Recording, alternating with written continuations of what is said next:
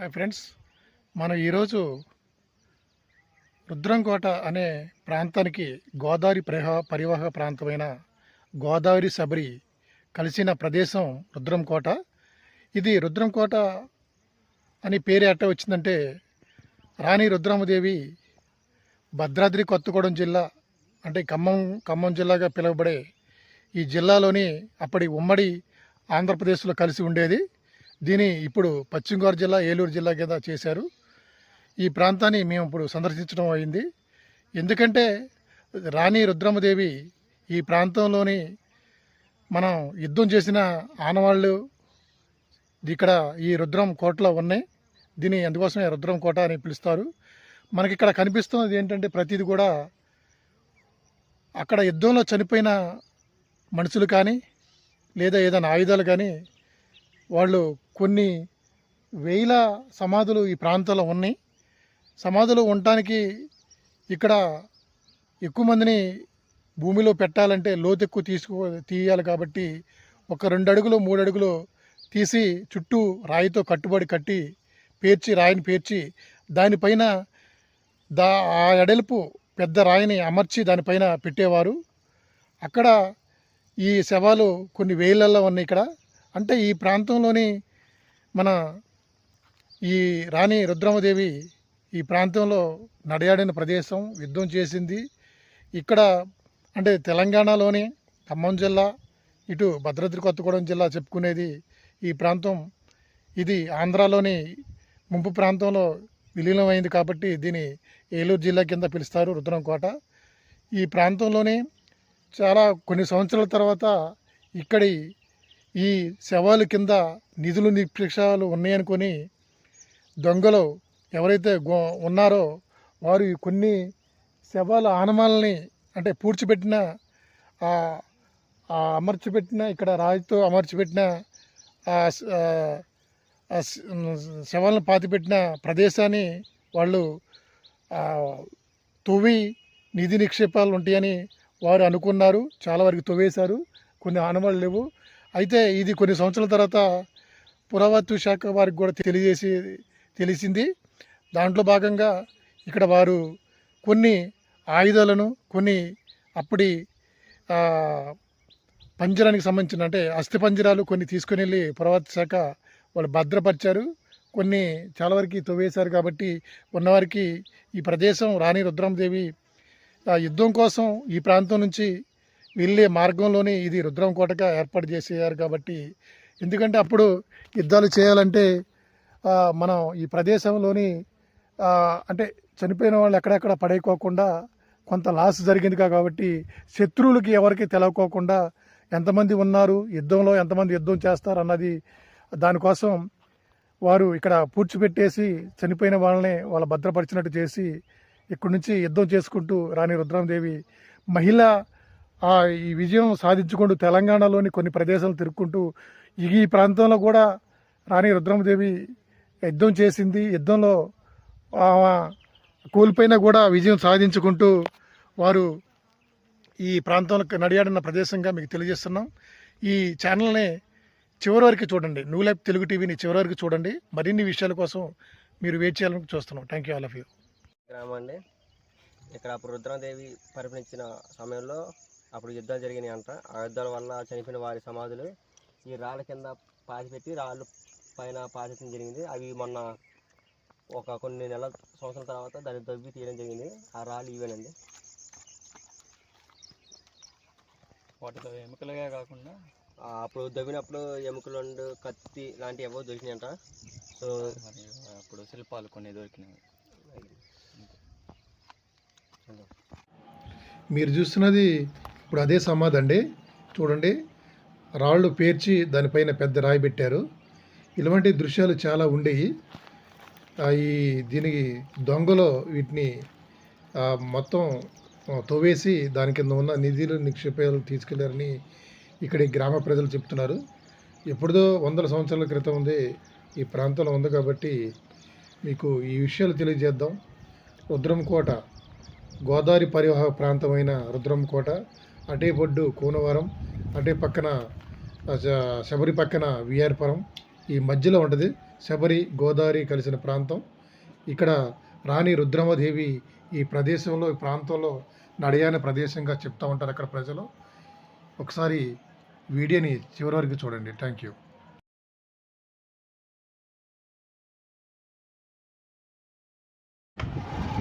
రుద్రంకోటలో ఉన్న మన ఆ సమాధుల దగ్గరికి బండి మీద వెళ్తున్నాం అండి. ఆ గ్రామానికి 2 కిలోమీటర్ల దూరంలో ఉంటుంది. మీరు ఈ విజువల్స్ చూడాలి. ఇది మంచి పొగాకు, పత్తి అనేక పండిస్తారు ఈ ప్రాంతంలో. మన దగ్గరకు వచ్చేసాం. ఒకసారి చూడండి ఈ విజువల్స్ మొత్తాన్ని. Thank you.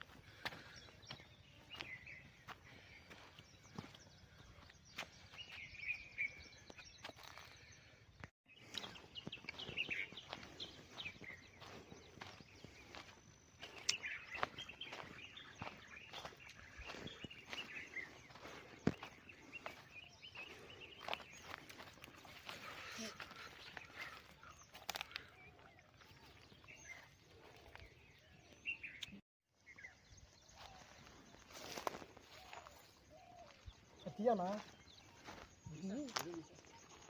5 నిమిషాలు ఏం రావాలా 10 నిమిషాలు రావాలా వారు వాడిన సామాన్లు ఇక్కడ ఈ రుద్రం కోటలో సమాధి చేయడం జరిగింది.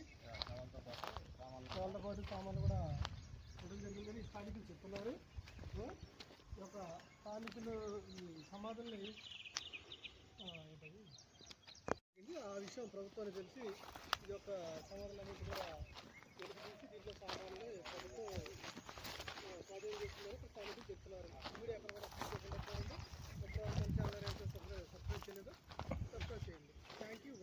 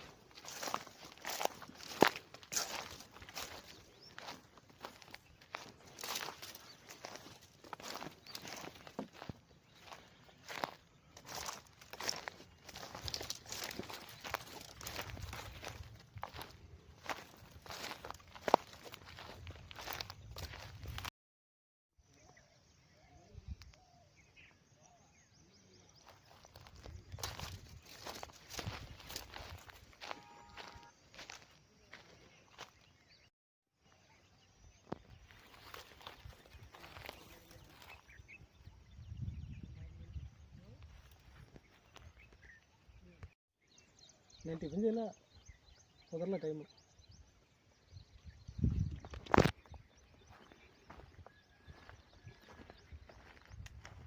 సరిపోట్లేదా? ఈ ప్రదేశం దాదాపు 20 ఎకరాల పైన ఉంటుందండి. గుట్ట ప్రాంతం అండి, ఎత్తైన ప్రదేశం. గోదావరి వచ్చినా కూడా ఇక్కడ వీటికి ఏ విధంగా భద్రంగా ఉండాలని చూశారు అప్పటి రాణి రుద్రమ్మదేవికి సంబంధించిన మనుషులు. అయితే ఈ ప్రాంతంలో ఉన్న ఆ గోదావరి శబరి మధ్యలో ఉంటుంది, నీటి వసతులు బాగుంటుంది. వారు ఉండటానికి ఈ ప్రదేశంలో ఉండి యుద్ధం చేయడానికి లేదా వేరే ప్రాంతానికి వెళ్ళడానికి మనకి కాకతీయుల నాటి సమాధులు. కాకతీయులు గోదావరి పరివాహ ప్రాంతంలో వారు ప్రయాణం చేసినట్టు ఈ ఆనవాళ్ళకి మనం గుర్తు. మా పేరు M Akhil, I study second year. నా పేరు M Abhilash, study 9th class complete అయింది. గ్రామం అండి. ఇక్కడ అప్పుడు రుద్రమదేవి పరిపాలించిన సమయంలో అప్పుడు యుద్ధాలు జరిగినాయి అంట. ఆ యుద్ధాల వల్ల చనిపోయిన వారి సమాధులు ఈ రాళ్ళ కింద పాతిపెట్టి రాళ్ళు పైన పాతించడం జరిగింది. అవి మొన్న కొన్ని సంవత్సరాల తర్వాత దాన్ని దవ్వి తీయడం జరిగింది. ఆ రాళ్ళు ఇవేనండి.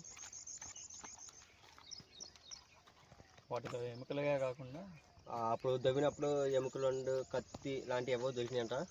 సో మరి అప్పుడు శిల్పాలు కొన్ని దొరికినాయి.